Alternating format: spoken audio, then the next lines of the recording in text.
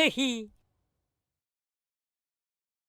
hi everybody. We're here back with a show. We're going to be covering a bunch of topics. Unfortunately, Marcus is still out. We are wishing him and his family the best and hope to see him here soon. We have a bunch of topics this on this show. First, the COVID, CDC, and the Pulp Fiction Club, and that's a story you, Keith, are going to lead with. Then we have Afghanistan and the end of U.S. influence, and that's also something we're going to kind of do a deep dive into. Rain in Greenland, which is kind of a concern, and we'll explain why.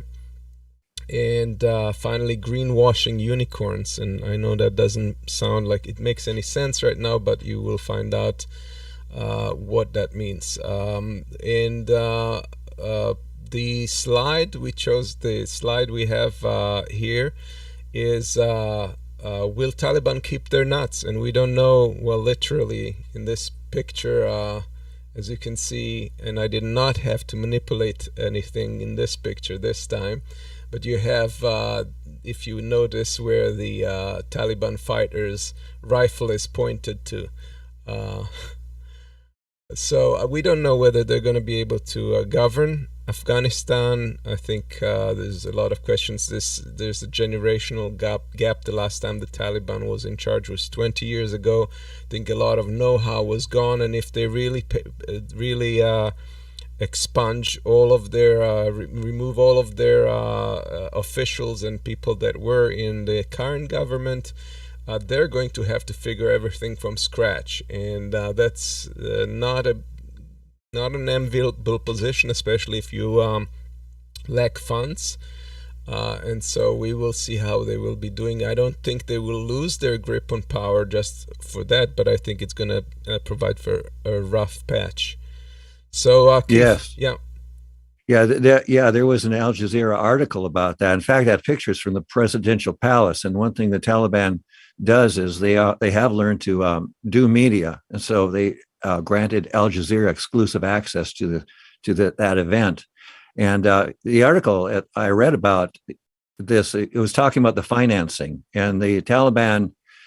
Oh, I think they get about $1.2 billion a year or something in financing. And it comes from private donors and various organizations throughout the world.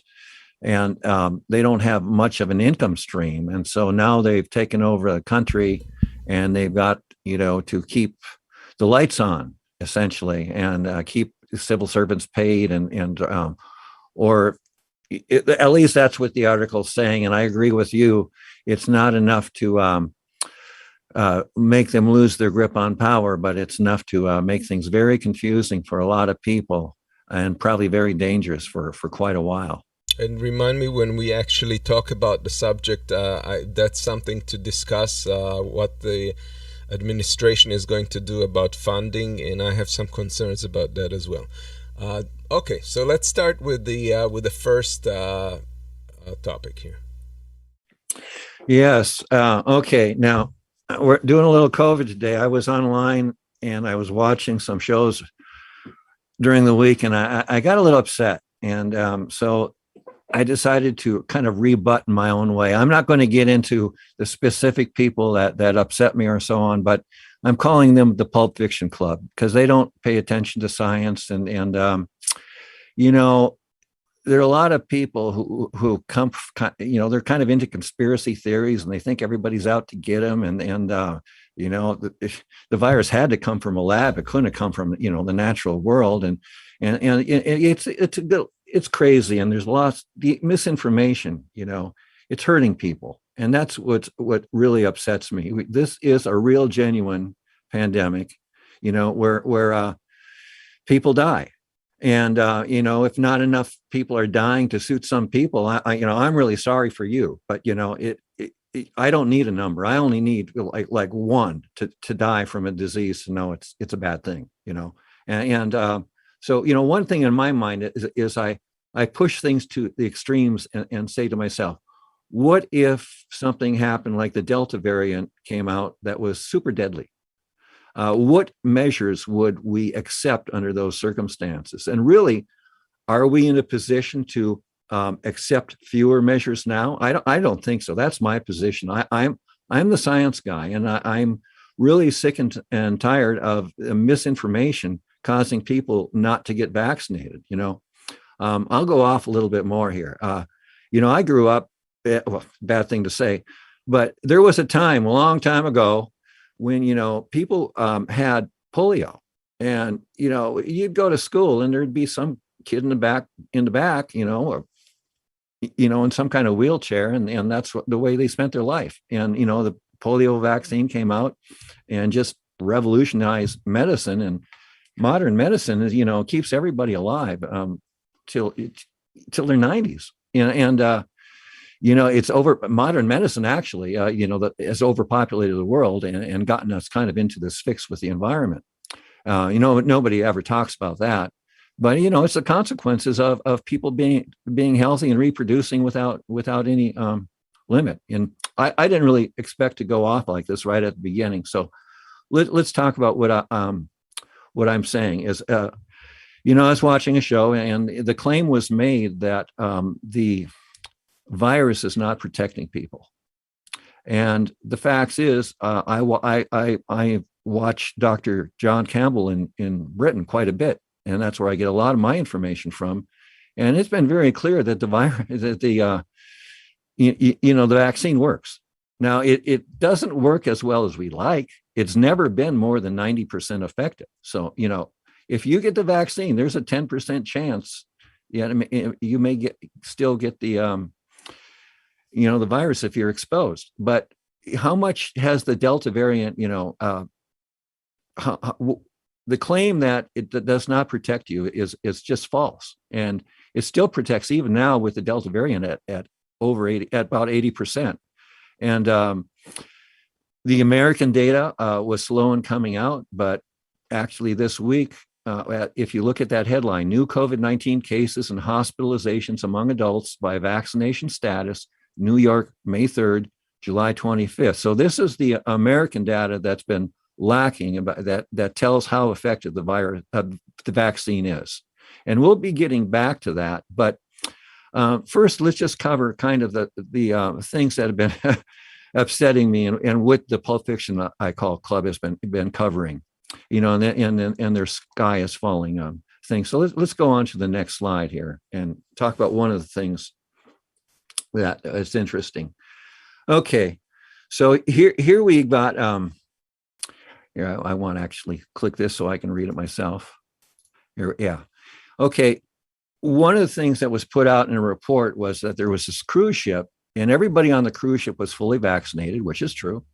And it was it obviously was something with the cruise industry, trying to do something to try to get the business back, an experimental thing. I don't know much details on it, but basically this cruise ship sailed at 30% capacity. And I had to look up this information. None of this was in the news reports I read. And so that comes out to 641 people. The Celebrity Millennium, the ship, is the oldest in the fleet. And that 641 does not include staff. Everyone is fully vaccinated. And 2 people came up with COVID. Now, meaning that they tested positive for COVID, because obviously everybody's being watched. It's a cruise ship, it's an experiment.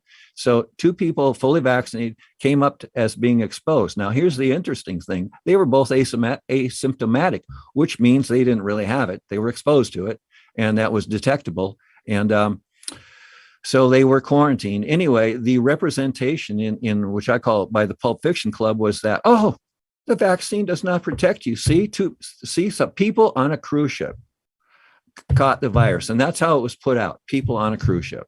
And well, if you dig into it, yes, 2 people who actually are asymptomatic have been quarantined in their cabins because they tested positive out of 641 people. And we knew the virus was never more than 90% effective in the first place. So this is a non-story. Much ado about nothing. But that's the kind of thing that has been going on. And let's have a little fun. We've got go ahead and play the 2 videos there. Amos. Yeah, that's the ship horn. Well, And where's the other one? Just the vax, ma'am. Just the vax. yep. Get the vax. There's a lot of misinformation, partial information, and I take a close look at a lot of these things because I don't want to misrepresent or go with something just because I was discounting the source. So I truly look at these things, and a lot of them I've been looking at right-wing media, and that's another thing about this whole thing became so politicized that it's just ridiculous. The amount of politics in that is absurd when you think of something that should be primarily a matter of fact and science, but that's not the case. And well, we have politicians taking advantage of it and not in the public interest. And these media, right-wing media, all kinds of YouTube channels and stuff are kind of promoting it, playing it, not understanding quite what it means, and making faces like, "Oh, here, see." So it's kind of frustrating to watch. That's not to say that there is no valid concerns of people who are worried about vaccines and stuff, and I don't think this is something that we can kind of brush under the carpet or anything. I think those things have to be addressed by providing information, even if it's not like a simple to follow, like simplified information. I think it needs to be out there. The discussion has to be there, and they have to understand the risks of waiting for COVID to strike versus getting a vaccine. So that's my 2 cents, and we're gonna cover some of that. We're gonna have a special segment next week with a professor from University of Pennsylvania. I'll talk about it a little later, but that's going to be our topic for a whole segment. Yeah, and my position is people act like this is serious. What happens if the next variant is super fatal? What would you do and what would you accept? Because that's what you should be doing and accepting now. Yeah. Oh, yes. So this tickled me. So Dr. Valentine will no longer see patients that are not vaccinated against COVID-19. It's kind of hard to read, so I made a kind of this double picture, and I actually removed his finger from the picture and made the double slide there. Yeah. So there's a doctor in Alabama who is as fed up with things as I am, and the southern states have been very slow to vaccinate because they have some very conservative politicians running the show. And one sad thing this whole pandemic has taught me is how much people follow idiots. I mean, they follow authority blindly. Is the nicer way to say it. And Dr. Valentine, let's he went to medical school. He's been practicing for 20 years. He's not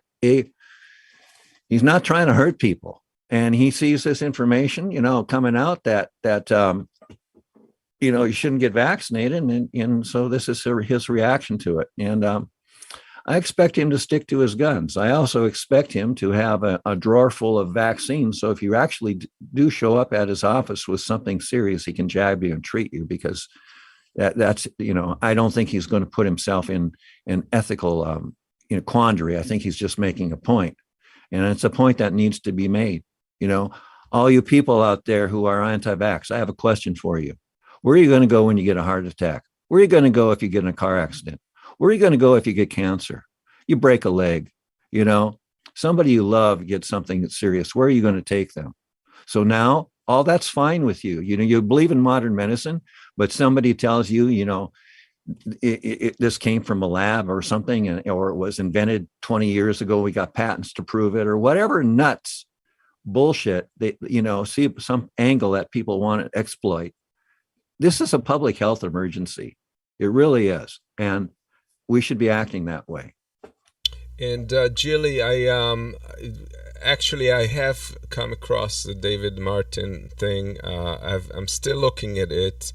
I think that there is an issue there. I don't think that this is a smoking gun the way he's presenting it.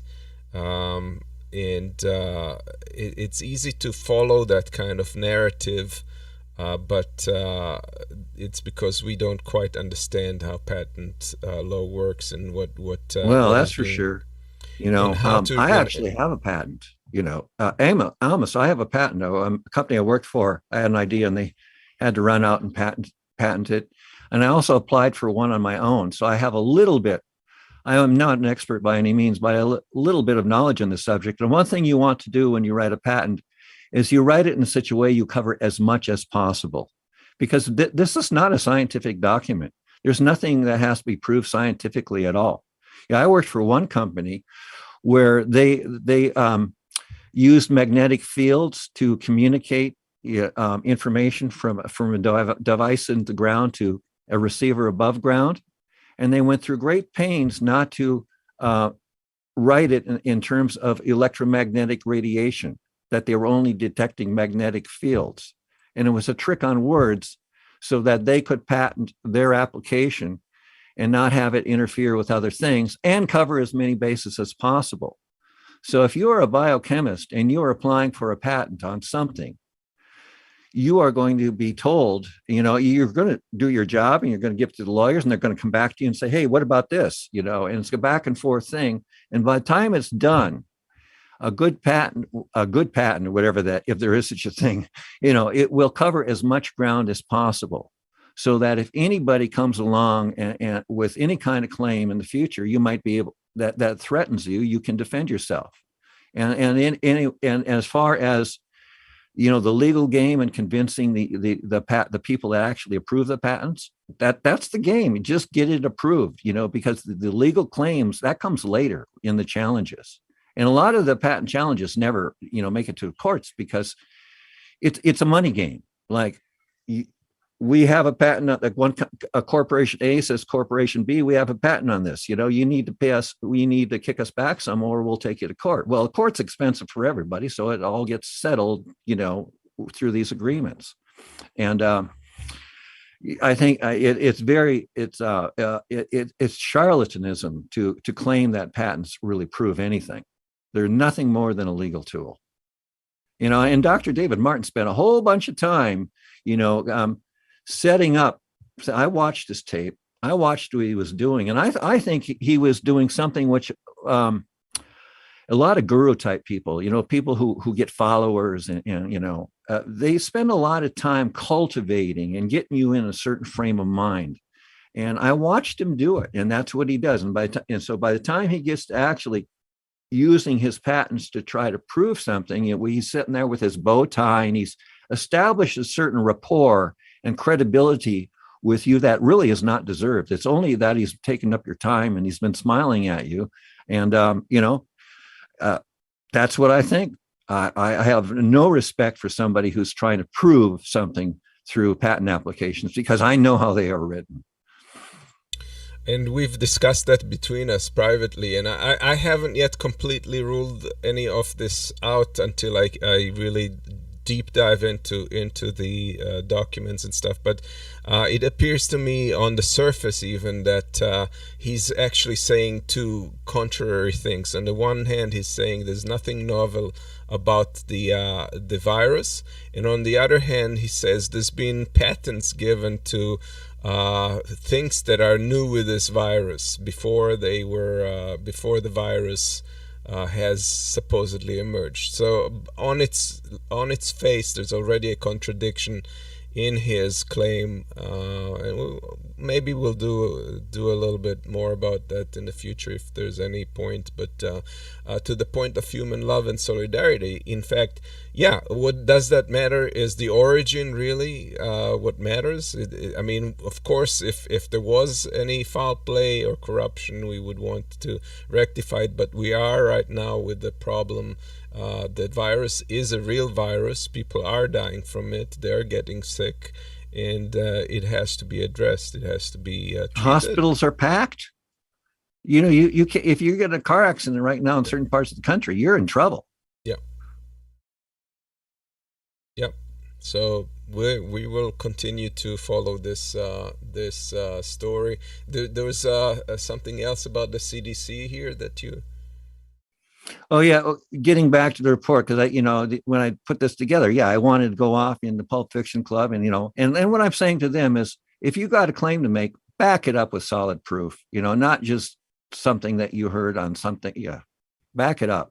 So anyway, getting back to the CDC report, this was their conclusions, and the vaccine works. It's our strongest tool. It's not the only tool, and by itself, it will not end the pandemic. But we should encourage people to become vaccinated, because it does help, and that's basically what the report says. And it documents that the vaccine was 90% effective to start with, and the Delta variant has made it so it's less effective. And part of what's maybe going on there is a time issue, where the vaccine only gives you protection for, say, 8 or 9 months, and then the protection starts to wane away, so that a booster may be necessary as a scientific fact, not just because the drug companies want to make money, which I'm sure they do, but because it actually works. And the evidence for that is Israel, where they have been having a higher number of people showing who have a vaccination history who are coming down with COVID. But then again, Israel was one of the first countries to become fully vaccinated. So they are kind of maybe overdue for a booster if that's what's needed. And then you added this one. So what do we have here? I think this one just repeats the conclusion from the previous slide, where we need a multifaceted, multi-component approach, where the virus is one tool. It's an important tool. And it's not the only one. One of the most important things to do is wear a mask, because, and that's another thing, people, goes right through the mask like it's a chain link fence and a ping pong ball or something. Well, if you made a mask out of gauze that you could see through, it would still have a certain beneficial effect, because it would diffuse the airflow. So, something is better than nothing. And why does a mask have to be perfect? That's nuts. All it has to do is protect well enough to make the virus go away, so that, enough people wear it. The virus doesn't meet enough people to keep going, because all these masks are in the way. You can get around a few, but not enough. And so that's another thing that really irritates me is the whole talk about how effective they are. They are effective, period. So use it. End of story. Correct, and I think that that's kind of silly that they're like posing this as a matter of personal freedom. How difficult is it to wear a mask? If this is something, it doesn't cause you any physical ailment or anything. I can understand maybe there is some points to be made about social development in kids, but seriously, guys, it's not so hard to have a mask on that it's such a human sacrifice. But it is what it is. It's the political spin on it is rampant. Here's people one. Say it's about freedom. To me, I don't think they know what freedom really is. They never had it taken away from them to find out what it really is, because it's not. being able to walk down the street without a mask. Yeah, yep. And here's a cartoon about the vaccine aspect. The Regeneron, and that's another thing that's been happening. There's a lot of talk about all these potential cures. There are actually some cures that they're working on that are promising in principle, and I think they're going to be playing a huge role in the future. For example, there's some peptides that they're working on putting on the top of splicing them on antibodies so that they would interfere with a mechanism of attachment for the virus to the cells. That is one way of treating it, in that if that proves successful, that could be very effective. It's not a vaccine; it's really really treatment, and that there's another one in Israel that's been showing a lot of promise so forth in clinical trials. But some of these other things that are like Regeneron and what is it, inter something. Yeah, it's hard to say. Yeah, they show some effects in preclinical trials. That means like you test them on mice or whatever, or in a test tube, and there's some effect, and people are jumping on that like that is the solution for everything. We don't need vaccines, which is not the case. So everybody has to be patient with these things, because these things unfortunately take time. And if more people were patient, it would take less time. Probably, yeah. Here's another cartoon of anti-vaxxers actually using their kids as pawns. Yeah, I heard is. that this week too. That was also upsetting. Yeah, we'll see what happens. This is an ongoing story. I don't think we're going to be rid of this virus for some years, unfortunately, and so we'll keep tracking it. Next subject. What do we have? We have the Taliban. Here's a picture of the Taliban airport. The Taliban airport. Yeah. Yeah. You want to start with that? Yeah, we don't have a lot of video material about it, but we've talked about it, and it's really, something else has got me upset. And what was America doing in Afghanistan for 20 years? It wasn't in our news.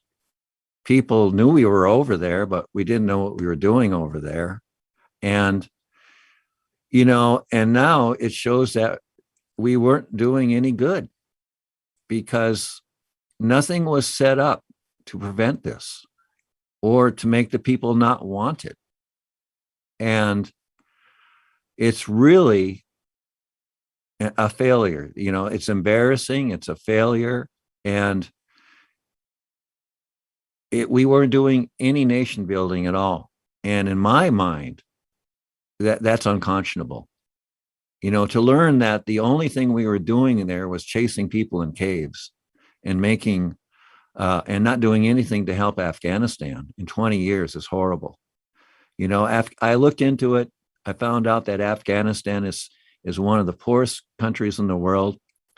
Most of the population makes less than $2 a day, primarily agricultural. And, after 20 years of American occupation by the richest country in the world, there hasn't been enough spin-off to launch an economy to help people to get, meaning in their lives. We weren't doing any nation building there. It's a horrible situation. And,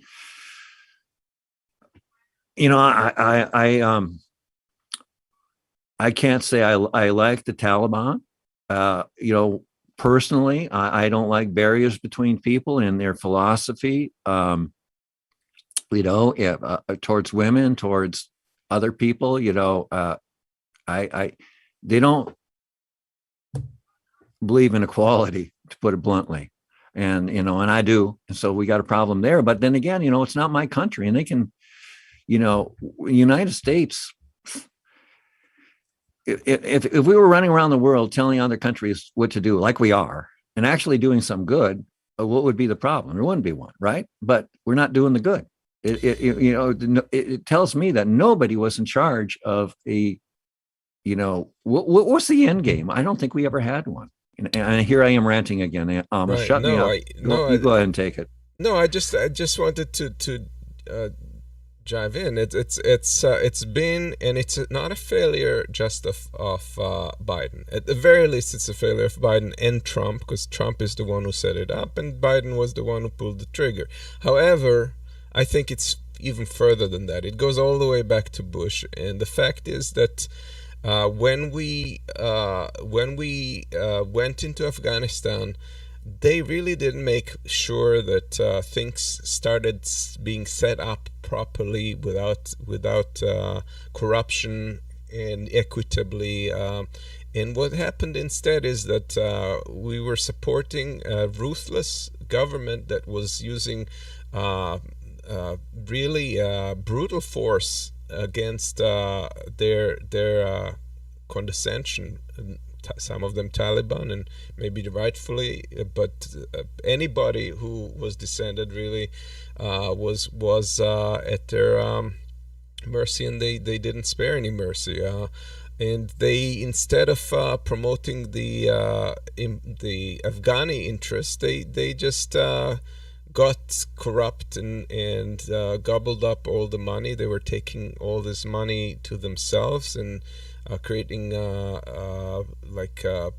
projects that were just to showcase their name or whatever. And the Afghanis were not fond of that at all, and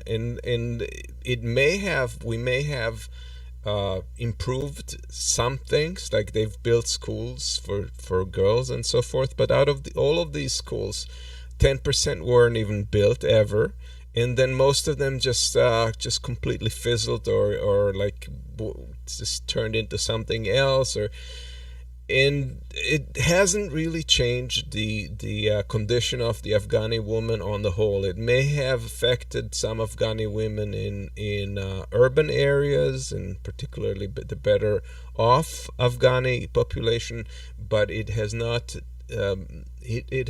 really reformed Afghanistan the way we were claiming we wanted it to happen. Nobody was talking about it as long as we were there, and the Afghan government was in position. It was just it was just status quo. But now everything's kind of fallen apart, and everything's visible. It's become like obviously clear that there was nothing, that the ground was hollow, that there wasn't anything supporting all of this. There wasn't any support for the Afghani government. There wasn't any support for the U.S. intervention or presence there, and that's an awful shame, because we could have leveraged U.S. power to really improve things and strategized in a way that would have really improved the conditions of Afghanis.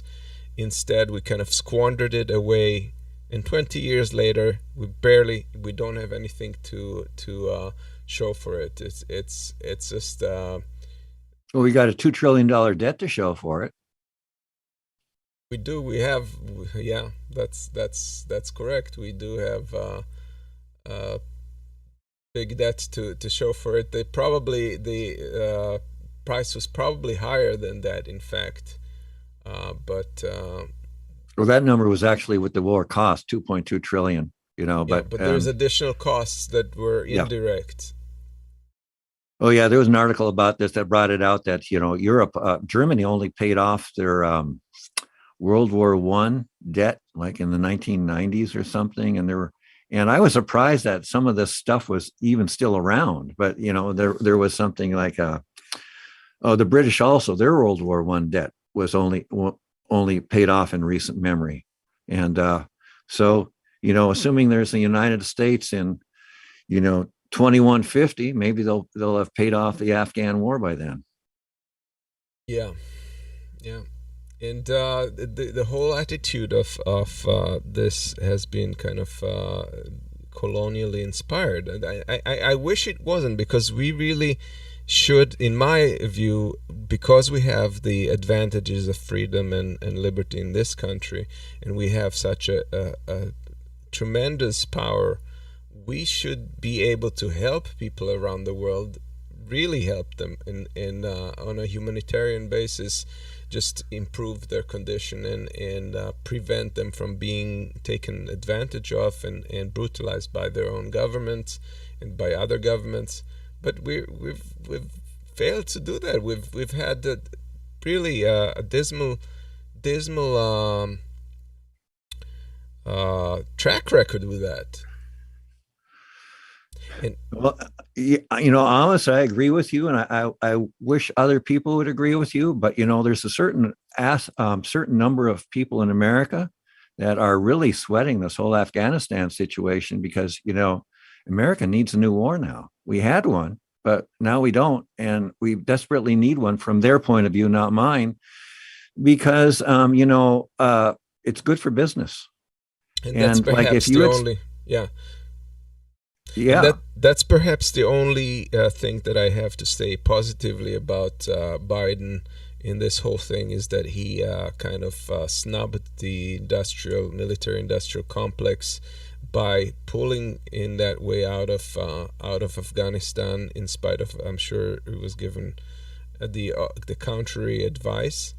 And he's stuck to it, but the way he's done it is really not, and he represented as if, oh, we had no choice, the decision was accurate, it was justified, we either could stay there and make it worse, or we could just cut our losses. And the fact of the matter is that it is incorrect. It's not true. We could have leveraged and strategized and forced the Taliban into agreements and conditions that they would, because they eventually did want us out of there.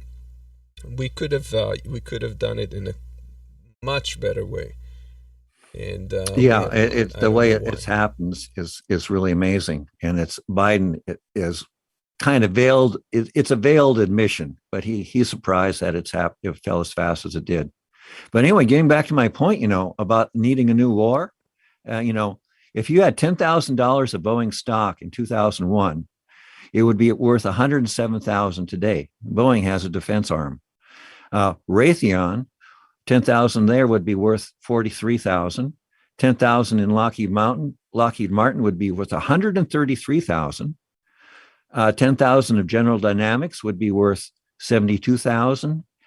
And Northrop Grumman is the winner if you had $10,000 worth of stock in Northrop Grumman back in 2001, today it would be worth $129,645. And that's the winner, and all these people make weapons that were dropped on Afghanistan. And one recent report I saw was the villagers were out there with holding a piece of metal with a serial number on it that traced it back to a particular kind of smart bomb that was manufactured after a peace agreement. And that's really what it turns out Afghanistan has been about. It's been all that money that's been spent there that the American people have to pay back was spent to somebody. And where was the where's the $300 million a day going? It was going to buy smart bombs, shipping people around. It was going to make, the people who kind of are already rich, richer. And, maybe that's something we have to kind of fess up to too, that, part of the whole thing of Afghanistan was being, run for money. And I don't like Well, that. yeah, always follow the money, of course. You follow the But money. yeah, but I just it baffles me. I think the implications of that are going to be devastating. I think this, going back in history, looking at this point of inflection, you could say that this was the end of U.S. International influence, because this has been worse than Vietnam. In fact, it reminds me more of Iran, but at the Vietnam level. So it's kind of like a combination of what happened with Vietnam and Iran, and I think this really symbolizes the end of our of the U.S. Impact on the world. Russians are giggling with joy about all of this, and I don't think anyone in anywhere in the next couple of decades or more, or maybe indefinitely, will ever want to work with the US again, particularly because they turned their back on people who worked with the US in Afghanistan, and now they're being left pretty much to the Their Taliban. own And devices.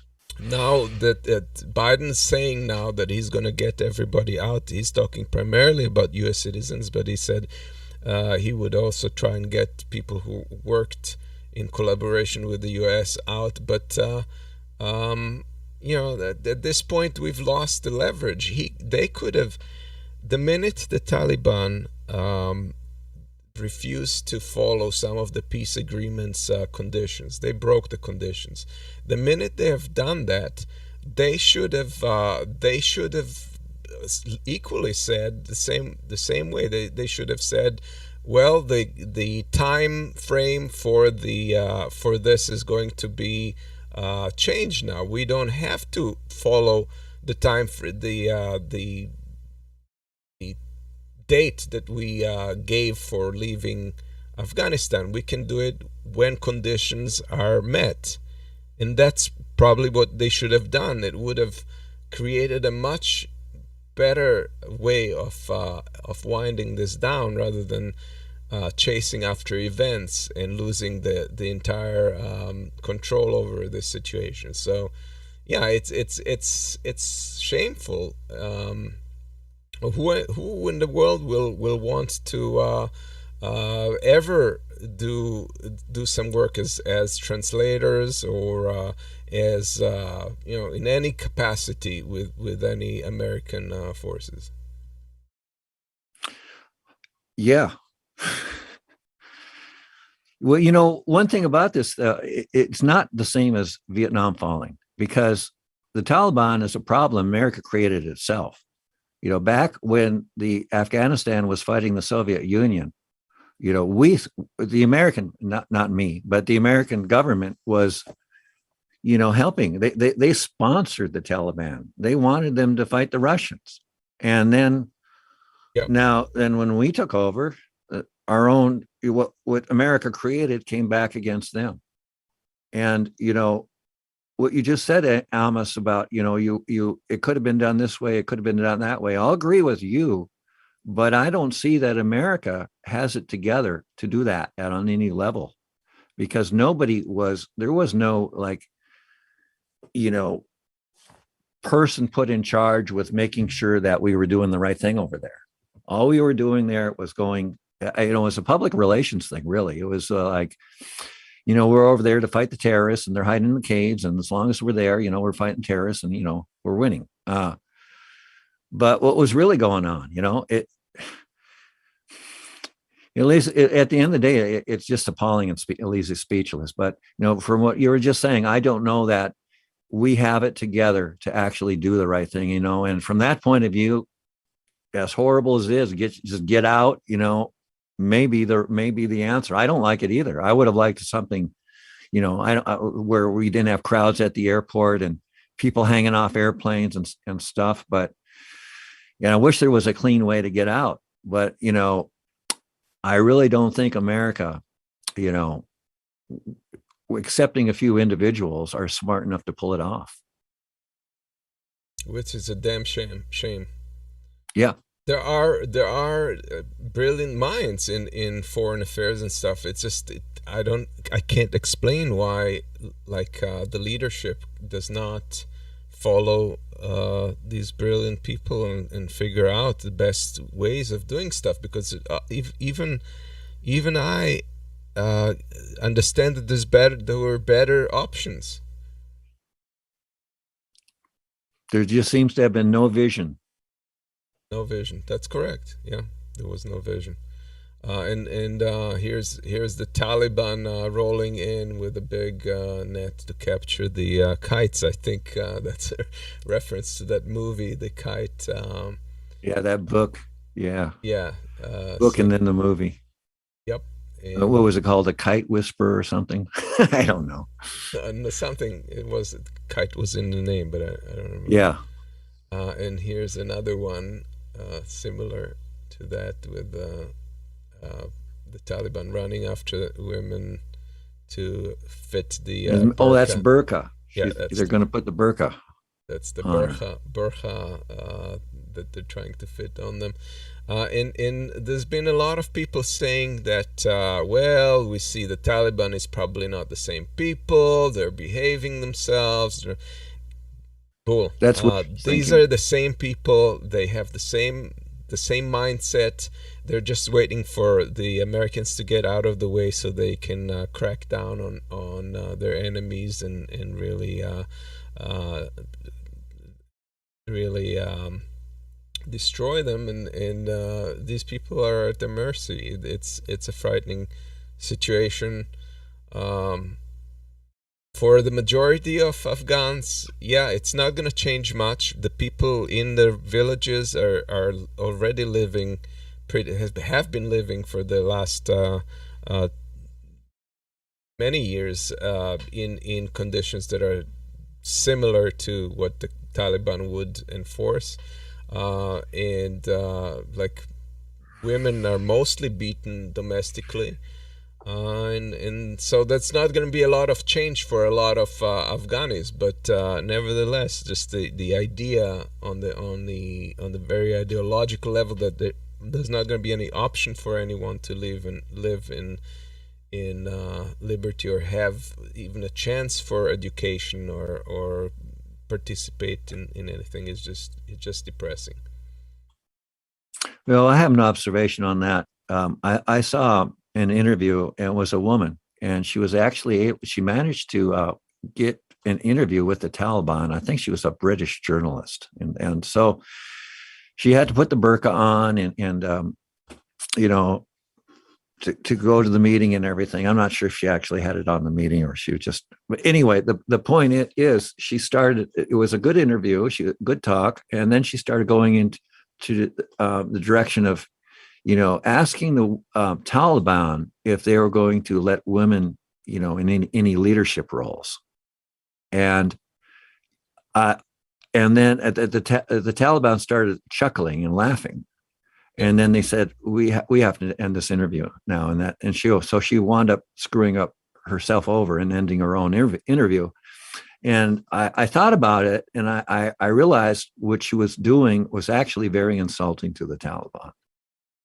And you know, who is she as a Western British person to show up to, like, oh, you need to have women in your leadership? Well, maybe they do. Maybe we both can agree that that's a good thing. But you don't just show up in a country and start telling people how to run their lives. You've got to do it from a certain point of respect and understanding where they're coming from.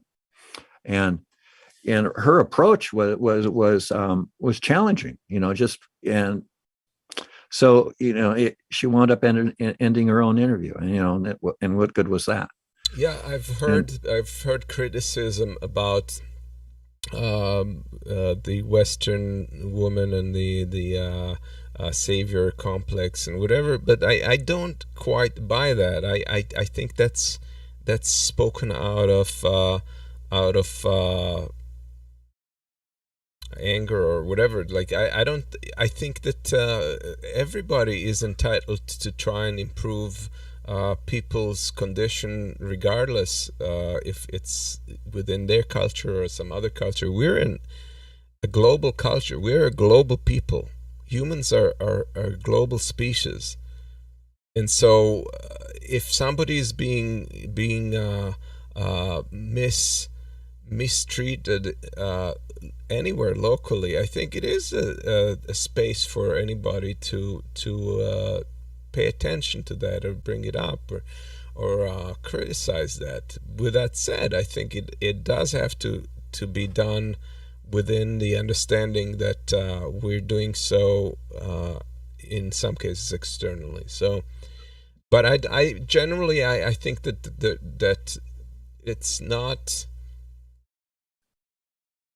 I disagree that you don't have a right to say anything about people's freedom or rights unless you're part of a culture.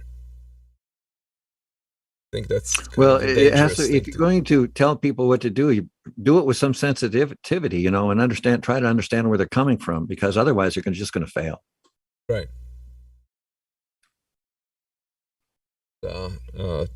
Here's Biden saying to a little Afghani girl, sorry, you just are not a vital national security concern. And again, like most girls are unfortunately already been kind of Talibanized, even prior to that, under U.S. and Afghani government rule. So it's what it is. Here's another one with the missing COVID passport. Yeah, it's funny. I'll just call it funny, and here both sides could use that one on either way. Yeah. And here's the costs. I think in general, as far as Biden is concerned, it did affect his presidency. His popularity for the first time sank under 50%. And in spite of him saying the buck stops here and taking responsibility for it, nevertheless, he was still justifying it. And he has not apologized for messing it up. And that's he said that's part of the plan. Right, he's doubling down on it, which is kind of ridiculous, because obviously he's making a fool of himself. This could not have been the best outcome. No, and everybody knows it. So the best thing to do for a leader in that situation would be to admit it, say, look, I screwed up. This is what I wanted. This is what happened. And this is what I'm going to do to fix it. And just saying, well, this is part of the plan, or whatever he's saying, it doesn't cut it. Yeah, we can't blow it up bigger because Biden is tiny in the picture. But it is what it is. So anyway, so the media, of course, the right-wing media and Trump are just jumping all over this, presenting Biden as someone who's weak on foreign policy. I can see their point. However, we can never forget that it was Trump that set up a May date and gave the Taliban pretty much everything. He's just basically when the Taliban was not cooperating, he just threw in everything they wanted just to be able to get out. So let's not forget that Trump was 10 times worse than what Biden ended up doing. And there's really no point in trying to present it as if Biden is weak on foreign policy. If Trump have been in power now, that would have blown in his face threefold. So, well, it's not just Trump, though. I'm no fan of Trump, but this does go back 20 years. Yeah, Obama was even involved in this, right? So, and of course, where does Biden come from? But the Obama administration, anyway. So, it's been a failure for 20 years. Certainly Trump did not help the situation, and he did. One thing, when he upset me when he announced that we were getting out of Afghanistan, because that's something that they shouldn't have been out there like that. There are ways to put the news out there without encouraging the Taliban and saying, hey, we're getting out. You want to know our next military move? We'll be glad to tell you. Yeah. Some things needed to be done with delicacy, but Trump had none of that. He's not a delicate person. He's a bull in a china shop.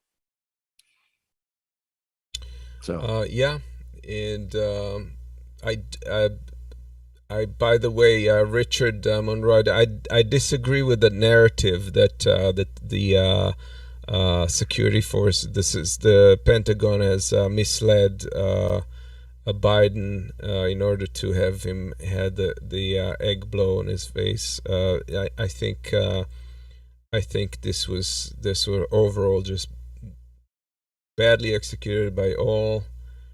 I don't quite buy that they were. It doesn't make sense to me that they would have done that, because ultimately it did hurt them mostly. So I don't think that makes any sense logically.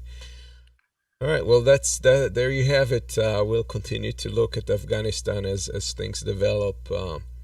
Next topic, Greenland.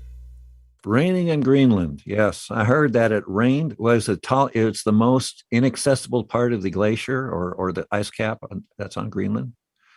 Is that right? This is the first time in history. I repeat, in history, not in the 10 last years or whatever in recorded. The first time in history that this has happened, and they know that because they analyzed the snow samples, the ice samples, so they can go back hundreds of thousands of years, and there has not been a case of rain in this area.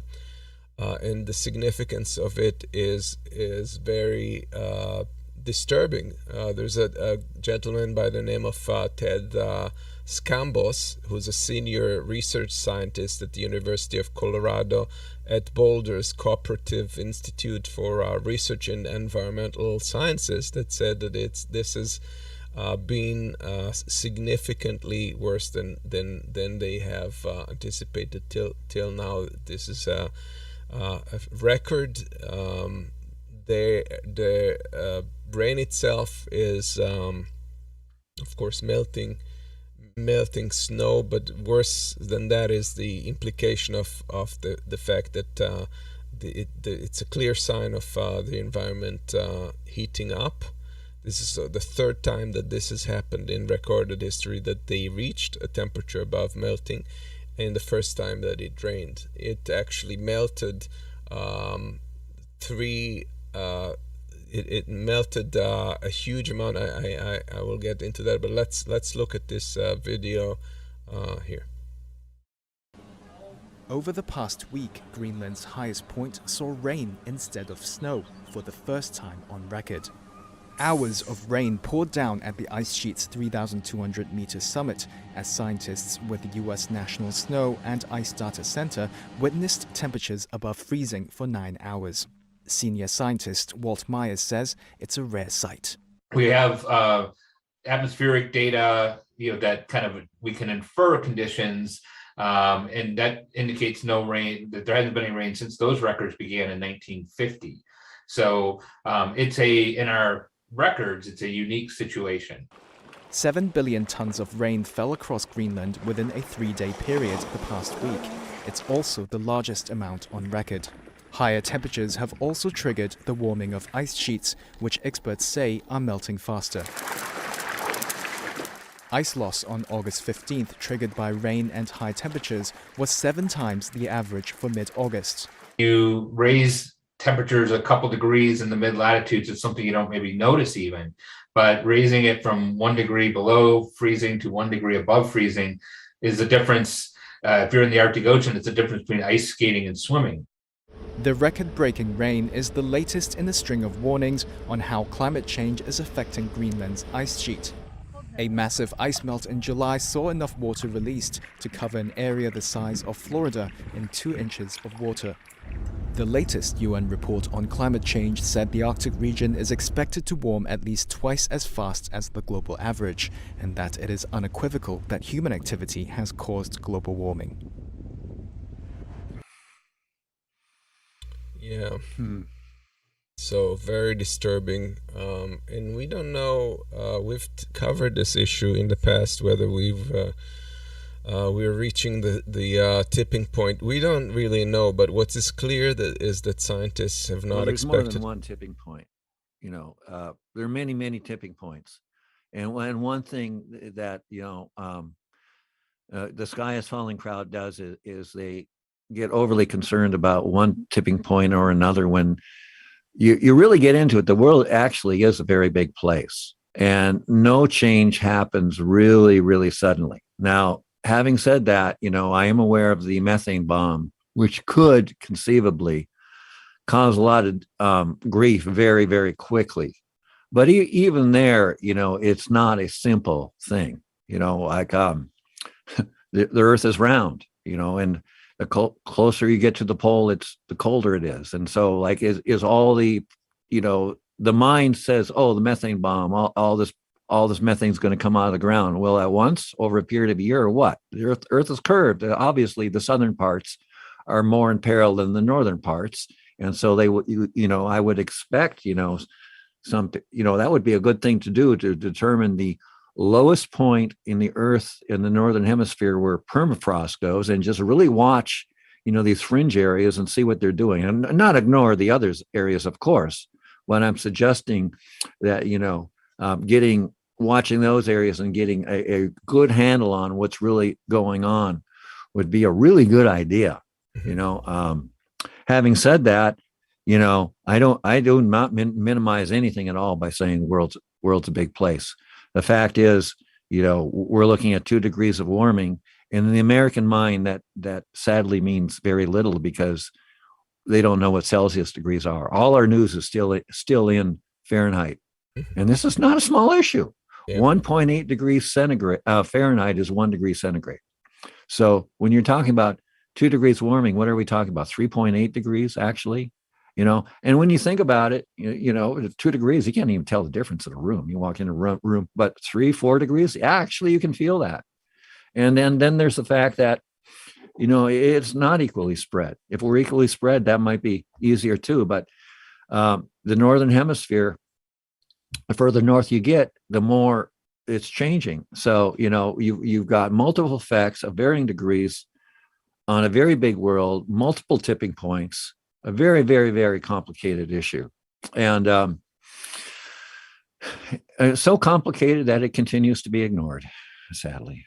Yeah, my greatest fear is that scientists will say one day, well, unfortunately, we thought we had more time, but we actually already reached the tipping point in May or whatever that may be, and we can't do anything about it anymore. That's a danger of looking at a hard tipping point there, because the truth is, in some ways, we have crossed areas, tipping areas, and some of the consequences are not going to be avoided. But that's a problem where people think it's all one way or the other. It's all a binary thing, when there actually there are infinite shades of gray in between. Well, yeah. So Yeah, so Keith, but there is a cumulative effect of all of that. When you sum everything up, you either are in a positive feedback loop or you're not. So yes, there's many different processes that are happening, but overall, you are going to reach a point in which all the sum of all of these processes is either going to be preventable, like retractable, or it's not.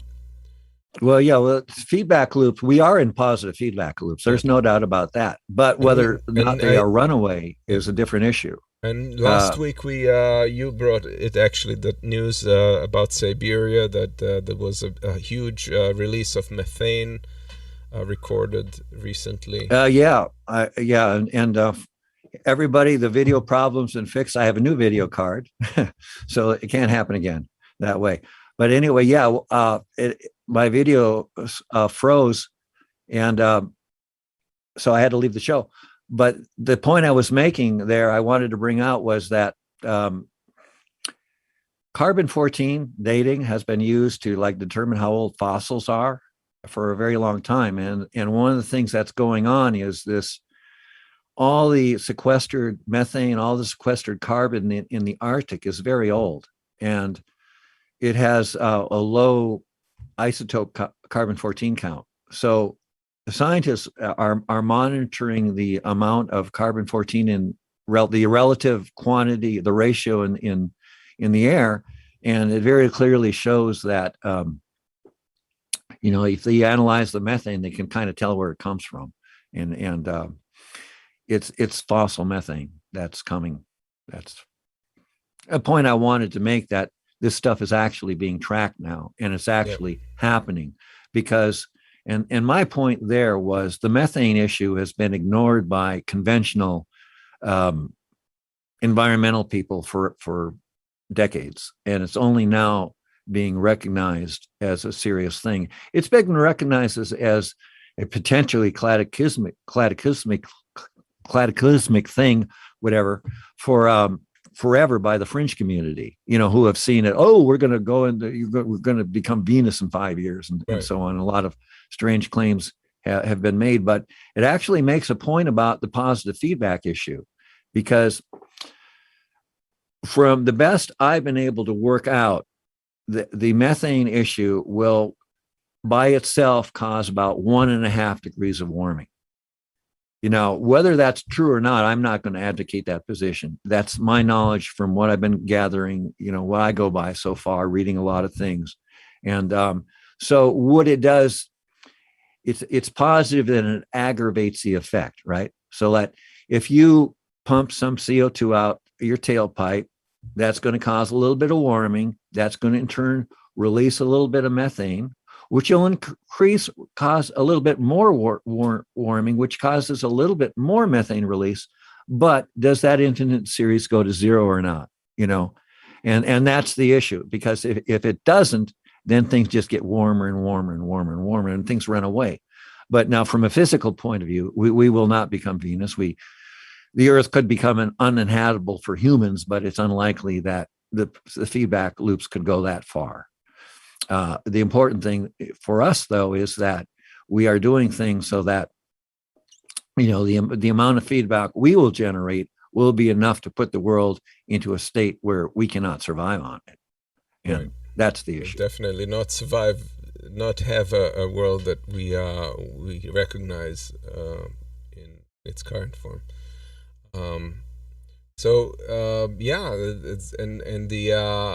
The U.S. Pacific Oceanic and Atmospheric Administration has issued a report that stated that July was the hottest month average temperature so far.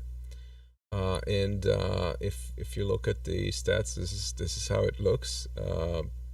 It's dire. It's getting there. We're not curbing it, and it's a huge concern. So especially when you're a community in Greenland, and you're seeing things around you that you don't recognize, and they look odd. And this is what this next video is. It's showing how Greenlandians are like stunned by what's going on around them, and they're shooting it. To us, it looks normal because we don't know what their natural surrounding looks like normally, but to them it looks like an aberration. Here it goes.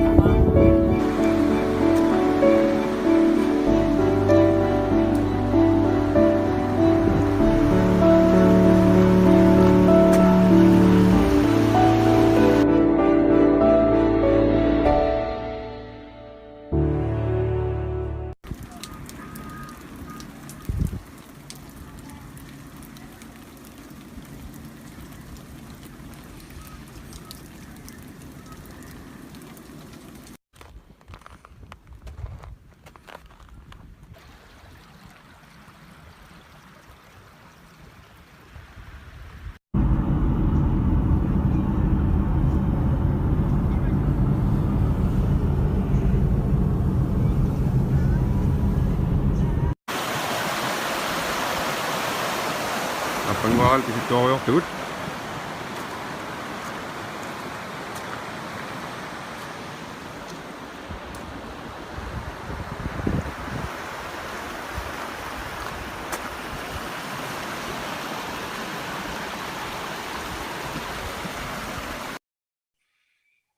Yeah. Oh, that's from there. It looks like you can't turn anywhere now without either getting into floods, fires, global warming, and there seems. Well, that's the way it's going to be. You know, the CO2 in the air is not going down; it's only going up. Currently, this month, this month means last month. The CO2 in the air is 416.96 parts per million, which is an increase of 0.56%, over 0.5% over last year. That's how much it goes up. And, you know, it doesn't not go down. And the idea that we're going to do anything to bring it down, like through any mechanical means, is a pipe dream, you know, for a lot of reasons. I think you have something coming up, don't you? Yeah, that's a perfect segue into our next story. And that's the greenwashing of unicorns. And I bet you're curious what that is all about, because you got to catch a unicorn before you can greenwash it. So one day I was doing my YouTube research, and an ad pops up. In fact, the ad was an entire episode of something called Unicorn Hunters, which is a show put on by a private company, and it's supposed to be kind of like Shark Tank, but with a slant. And their episode was about something called mechanical trees, which was about let me first show you what the first claim of this that got me hooked into the show was. We believe this technology has the ultimate potential to solve climate change, and we would love for you to join us in our mission. Sounds good. Yeah, wow. That's got my attention. What is that technology? It can solve global warming. Wow, I haven't heard of that yet. I'm really excited. That needs to be, yeah. So here's what the gentleman explains about this technology. What are mechanical trees? A mechanical tree is a drum. It is 2.5 meters high and 1.5 meters wide, and it has 150 discs sitting inside.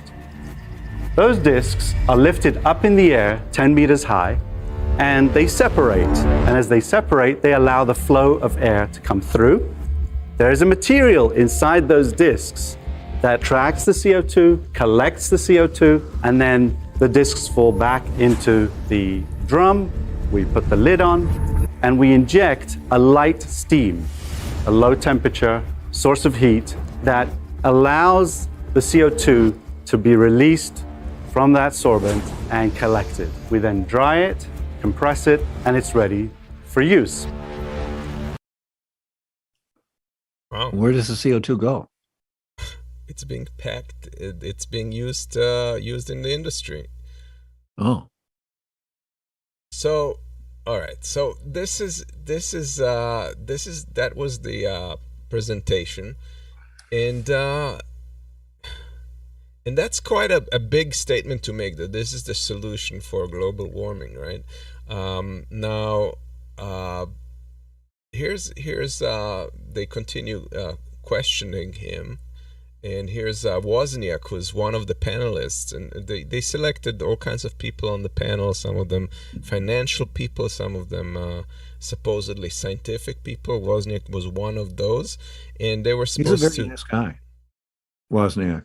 I'm sure he's a nice guy, but here's what he asked. Take CO2 out of the atmosphere. When you said 80 kilograms of CO2 per tree, is that per year or something? Per day. I mean, per day. What percentage would 1 million trees be of the total CO2 that is emitted already? We think that we have to get to something like 4 5 million tons a day facilities to start making material difference to the balance of CO2. But have you been speaking to any of the buyers of CO2? Of course, yes. So I mentioned the beverages industry. We're speaking to a number of the major players there. In the automotive sector, we're talking to many, many, many of them. And they've approached us because they want the technology on their sites to reduce their carbon dioxide footprint.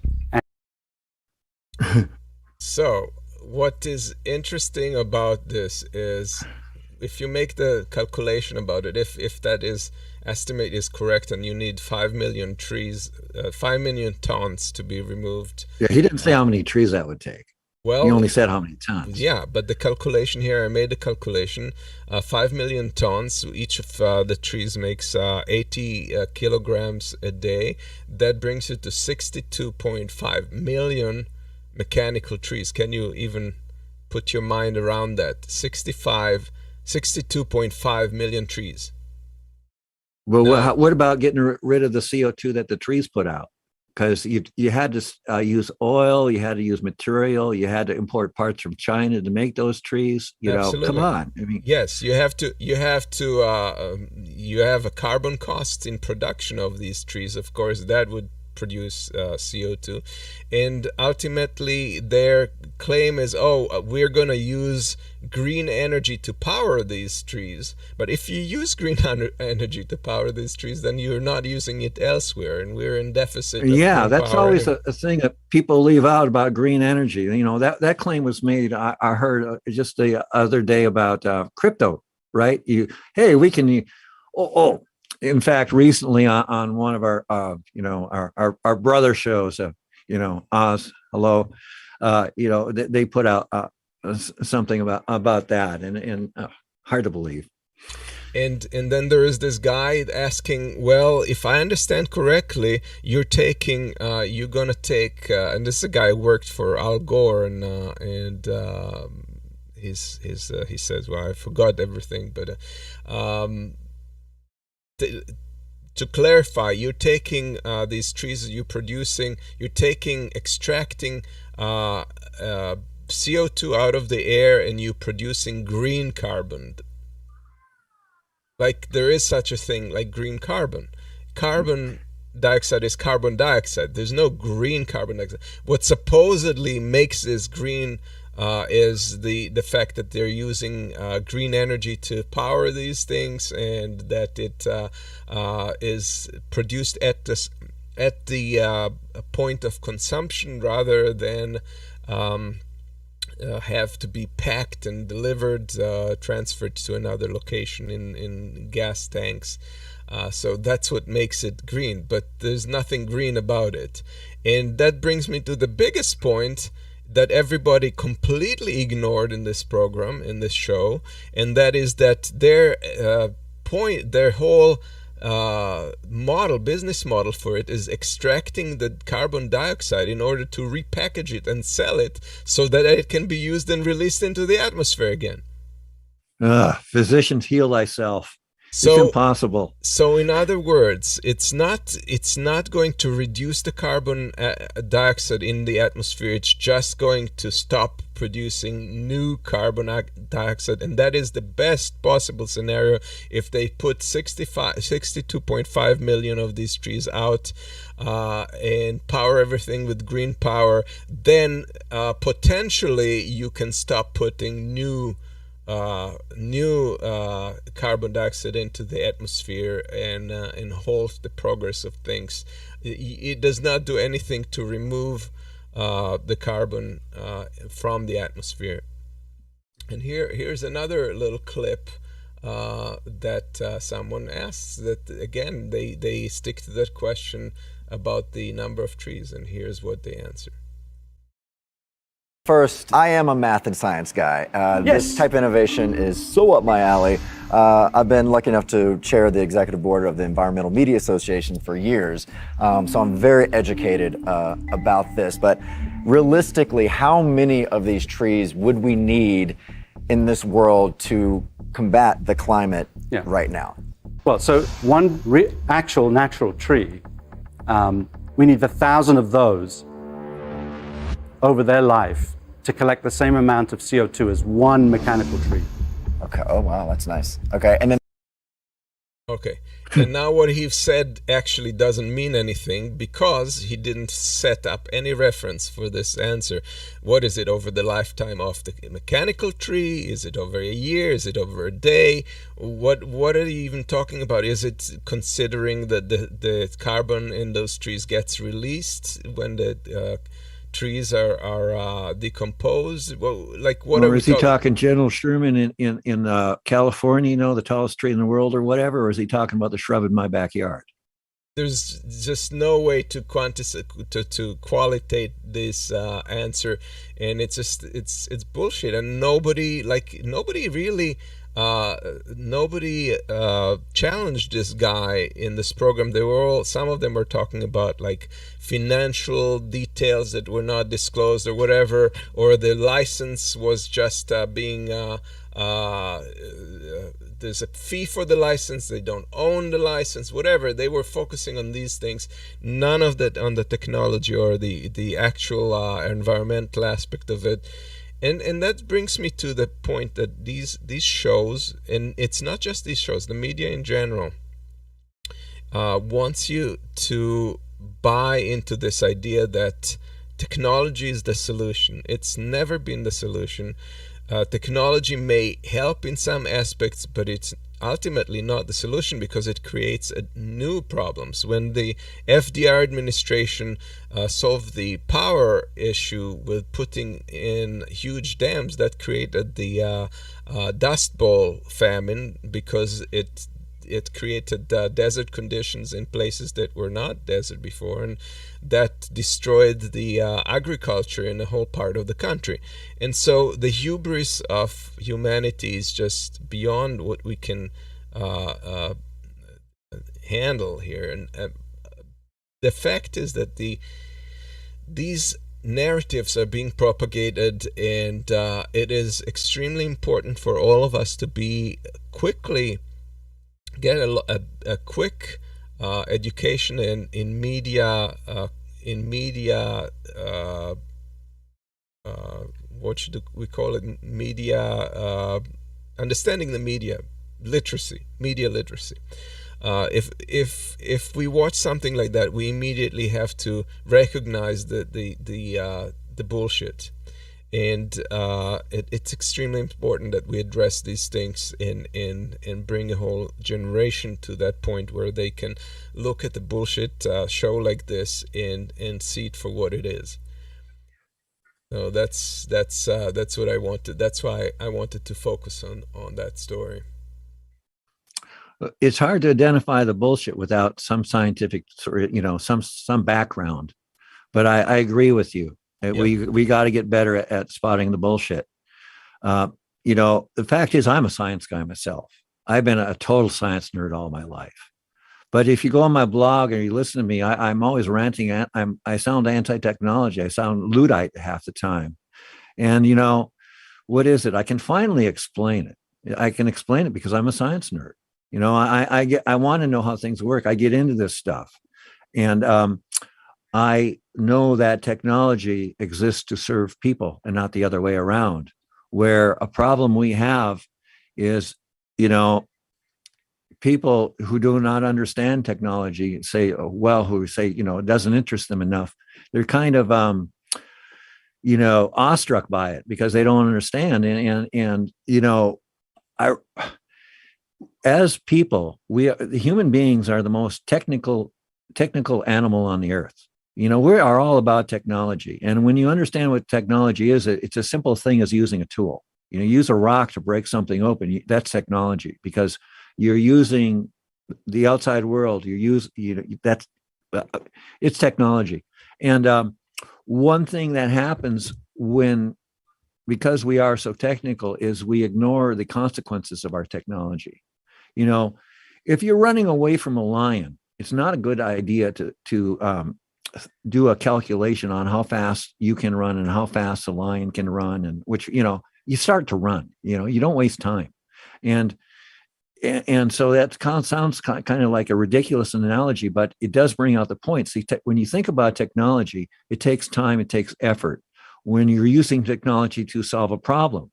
So it's natural to ignore the consequences of it. There's nothing wrong with that part of it. The problem is our society encourages it. So what is a natural blind spot that we have to overcome is exaggerated. And so what we have in the media is we have a media that's dedicated to supporting commerce. It's supported by advertising. It exists to entertain, make people feel good.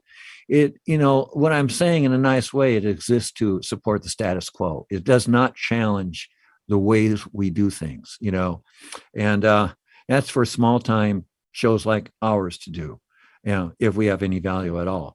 And so we're not the ones that have the money. And thank you very much, Dan, for your contribution. We greatly appreciate it. But these institutions that put out these distracting shows that distract us from the real goals, they have millions of dollars. I don't even know who's financing those things, but there's probably some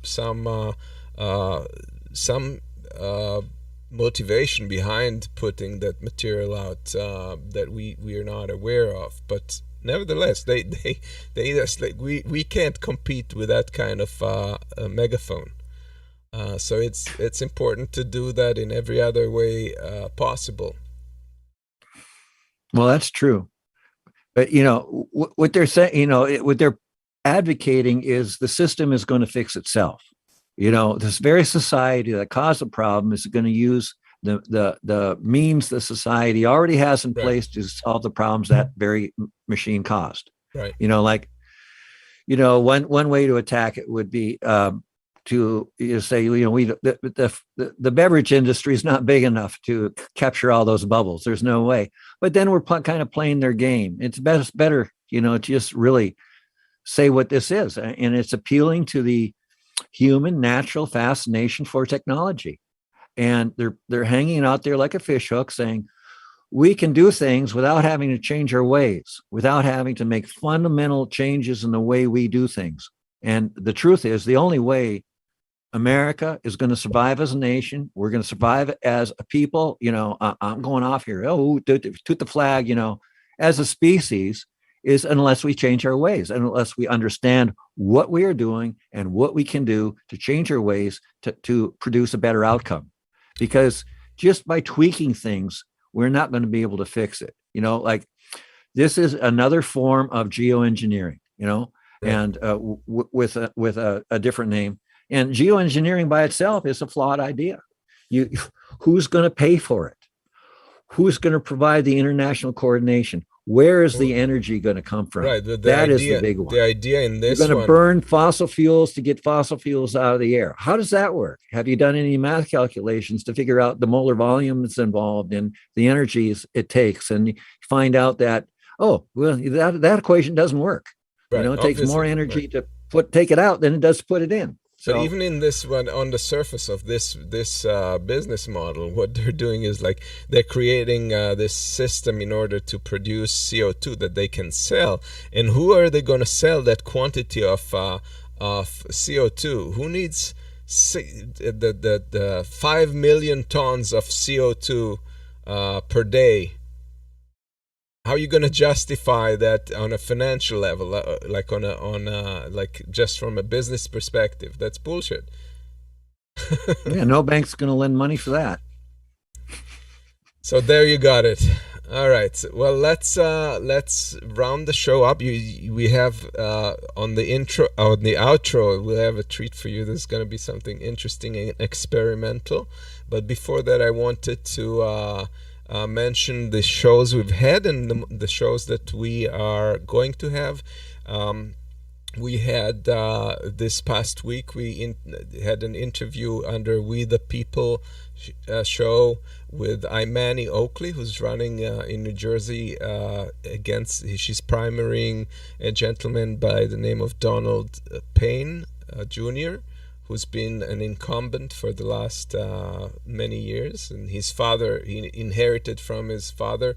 She's running, she's asking for your help, so you can also go to her website and donate there. It's Oakley for Congress spelled out.com.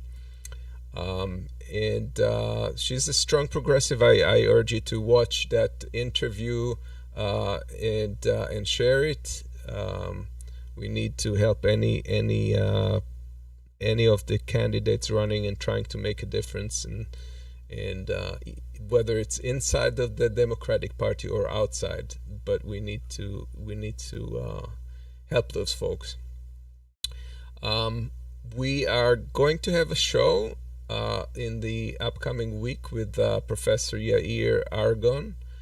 No, it's not Argon, it's Argon, unlike the gas. And in that, as I mentioned, we're going to be covering the truth and the fiction behind the vaccination. And where's Jilly? She's left, but that's straight for her and anybody who's interested in this topic. We're going to cover things like the Mount Vernon School Board doctor appearance, which became viral. We're going to talk about various things like the Dr. Robert Maloney, who also developed mRNA vaccines and now is urging caution and research regarding the effects of the vaccine. We're examining certain things about that, and so don't miss the show. It's going to be packed with information that you don't see otherwise normally elsewhere, except for maybe right-wing shows. But we're going to make some some order in that, and I don't see much of that being done online. We also have this gentleman scheduled for Tuesday. The previous show is upcoming Thursday. Sorry, it says Wednesday, but it's Thursday at 6:30.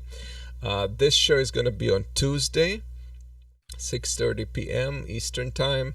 And Juan Paredes is a candidate running for Congress for Florida's District 26. He's also a very bright young guy. We're going to be talking to him about his perspective, and so don't miss that show as well. He also has a website. You can check him out and support him on his website. 4 Congress.com. And finally, don't forget Jessica Cisneros. She's running in Texas, and she also is starting her campaign there. So there we got it.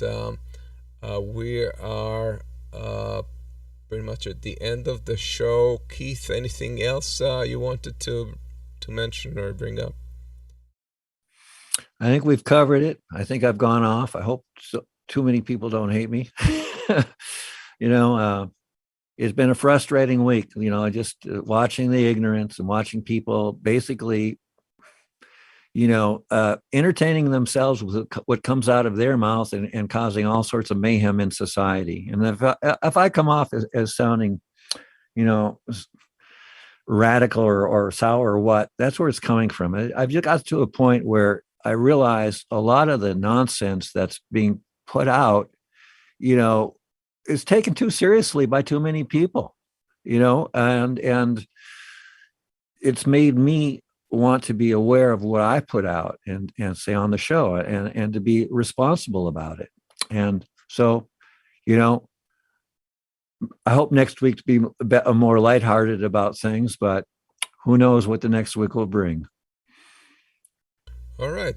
And with that, let's conclude. As I promised, we're going to have a little piece of music here. This is coming from the Australian opera, Sydney Opera. It's a piece composed and choreographed. It's an experimental piece composed and choreographed by composer Skip Shirley. I actually knew him when he lived in Brooklyn, and I'm happy to see him explore things on the other side of the pond.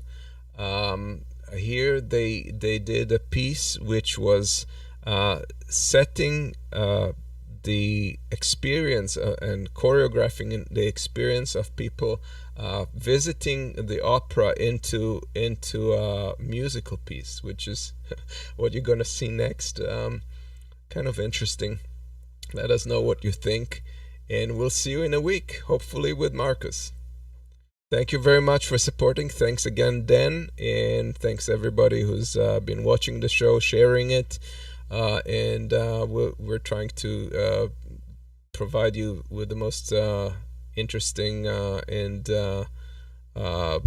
material that you don't see elsewhere. We're doing our best, so hope we're meeting the mark. Talk to you later. Bye, Keith.